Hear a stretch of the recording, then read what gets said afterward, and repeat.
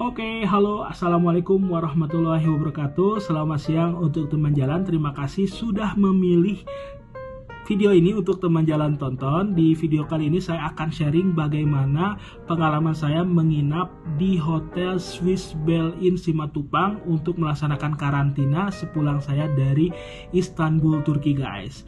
Sebelumnya aturan karantina ini pas saya sebelum issue tiket itu masih 3 hari ya guys ya.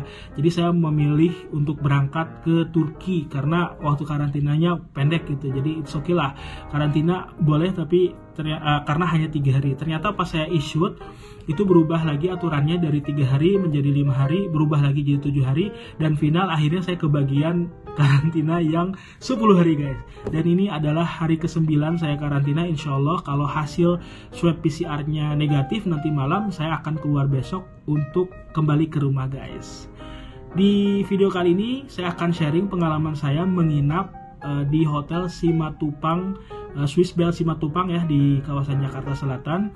So stay tune di video kali ini. Sebelum saya melanjutkan videonya, support saya dengan cara subscribe channel YouTube saya, lalu tekan tombol loncengnya untuk mendapatkan notifikasi video saya berikutnya. Like, comment, dan share sebanyak-banyaknya agar makin banyak yang tahu informasi seputar dunia wisata dan bisa ikut virtual tour bareng sama saya. Oke guys, kita hayukeun.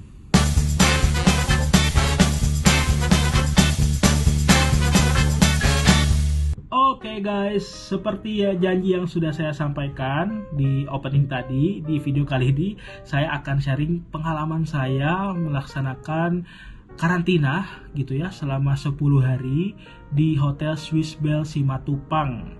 Ini adalah kamar saya, ukuran single itu sekitar 20 meter persegi ya guys. Cukup buat saya, nggak terlalu gede juga nggak terlalu kecil.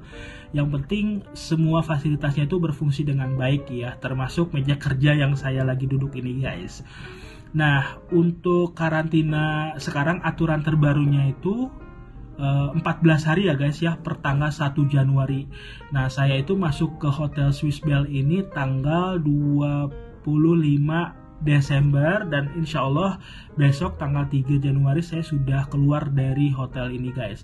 Dan per tanggal 1 teman-teman yang baru pulang dari luar negeri dan baru landing tanggal 1 dan ke depan itu karantinanya 14 hari ya guys ya. Wah, luar biasa lama banget guys.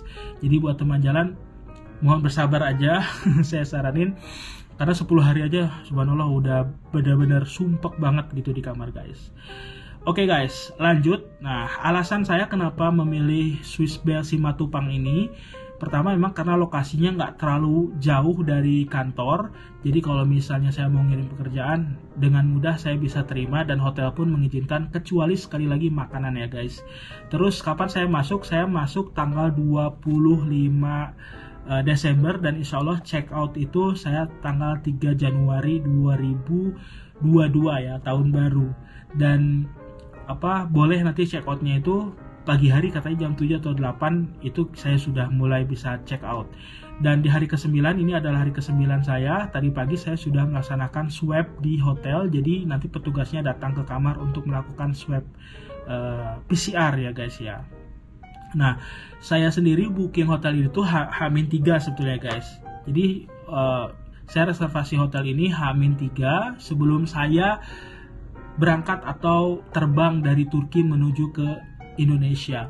Dan lumayan guys, lumayan susah gitu ya dapat hotel yang sesuai budget. Sebetulnya budget saya itu sekitar 8 jutaan, tapi karena hotelnya udah nggak ada yang 8 jutaan, jadi saya dapatnya yang 10 jutaan. Ini 9 sekian juta lah guys, mendekati 10 juta. Saya sarankan buat teman jalan kalau misalnya mau masuk hotel, reservasinya dari jauh-jauh hari guys. Oke, dengan harga segitu saya dapat apa aja fasilitasnya? Pertama, saya dapat makan ya guys. Jadi makan itu 3 kali sehari dalam bentuk nasi box. Dan menunya itu bisa milih ya antara Western atau Asian. Waktu saya check-in atau mau masuk ke sini registrasi di hotel ini, saya memilih yang Asian guys, sesuai dengan lidah saya. Terus untuk laundry itu diberikan fasilitas 5 pieces per hari ya guys ya. Jadi bentuknya bisa celana atau baju atau jaket. Saya kemarin pokoknya udah rapih lah, baju semua nggak usah bawa cucian lagi nanti ke rumah. Jadi itu fasilitasnya sehari 5 pieces dan efektifnya itu 8 hari karena di hari pertama sama di hari terakhir kita nggak masukin laundry ya guys. Terus untuk internet di sini super kencang banget, saya banyak banget upload video di YouTube gitu ya untuk ala street food. Itu alhamdulillah koneksinya lancar banget guys. Bahkan saya mau tidur pun saya tetap nyalain murotal ya, live Mekah gitu ya. Jadi berasa di hotel Mekah guys, nggak terlalu bosan-bosan amat gitu. Jadi internetnya kencang banget dan saya benar-benar puas dengan fasilitas internet yang diberikan sama hotel ini. Untuk air minum itu saya juga nggak jelas ya sehari itu dapat berapa gelas sebetulnya, tapi yang pasti kita dapat 3 botol ya, 3 botol kecil buat sekalian gitu dikirimnya sama makan gitu ya guys ya, bukan gelas ya guys tapi botol yang kecil yang ukuran 300 ml gitu. Dan menurut saya itu kurang guys, walaupun kita bisa ekstra ya, kita bisa request ekstra air gitu ya, tapi ada momen waktu itu staffnya bilang, Pak bukannya tadi udah dikasih ekstra air ya. Itu saya bikin males guys sejujurnya gitu. Jadi apa ya, sebetulnya kan saya udah tanya sebelumnya gitu, boleh nggak saya request air gitu ya pas sebelum saya booking di hotel ini. Boleh sepuasnya, cuman pas ada pertanyaan Pak ini bukannya Bapak udah dapat ekstra air, dia bilang gitu kan. Itu saya jujur agak kecewa ya dengan pertanyaan itu dari pihak staf hotel yang mengantarkan minum. Terus saya bilang emang masalah, saya bilang gitu kan. Enggak sih Pak, dia bilang gitu. Ya harusnya nggak usah ditanyakan kalau emang nggak ada masalah gitu loh.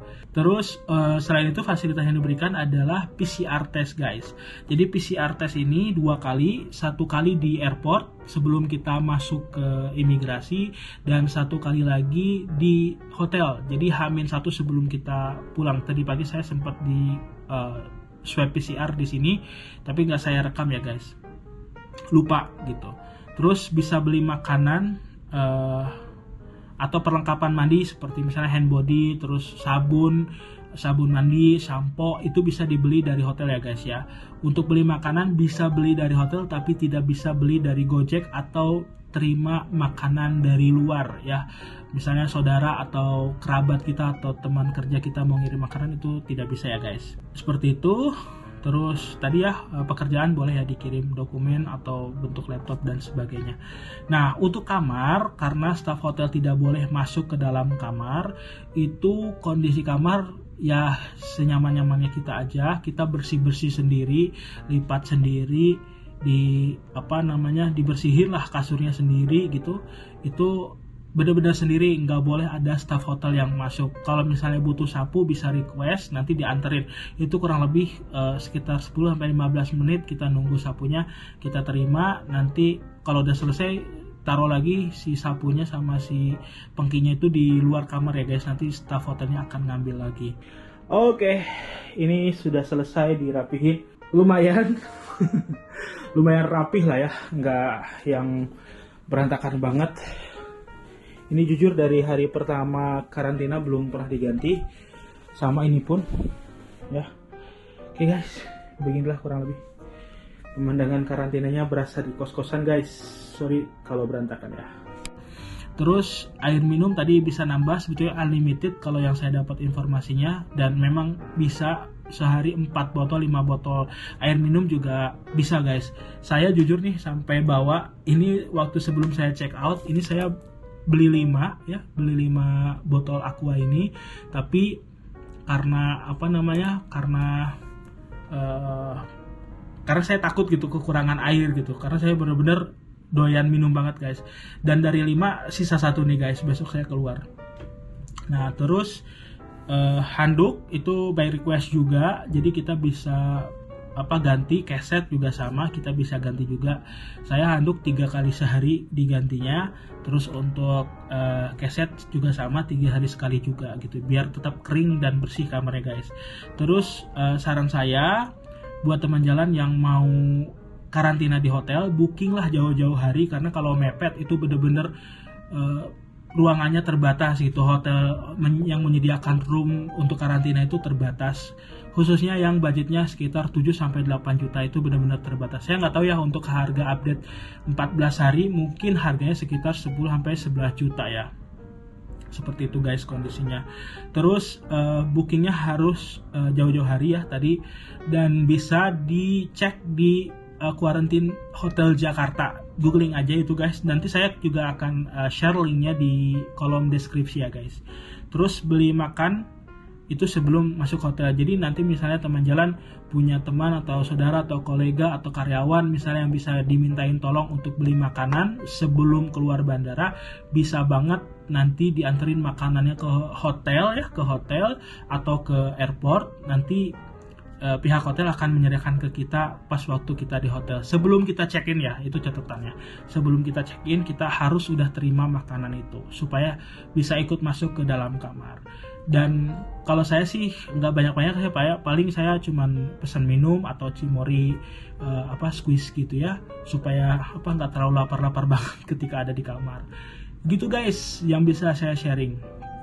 Dan untuk teman jalan yang mau melakukan karantina, nanti saya juga akan sharing bagaimana sih atau perbedaannya apa sih ketika kita karantina di Wisma Atlet dan ketika kita karantina di hotel. Saya sudah melakukan karantina di hotel dan sudah melakukan karantina di Wisma Atlet, dan ini adalah pengalaman pertama saya karantina di hotel guys. Sebelumnya saya di Wisma Atlet, menurut saya lebih enak di Wisma Atlet guys gitu. Walaupun nggak ada fasilitas internet ya di Wisma Atlet gitu.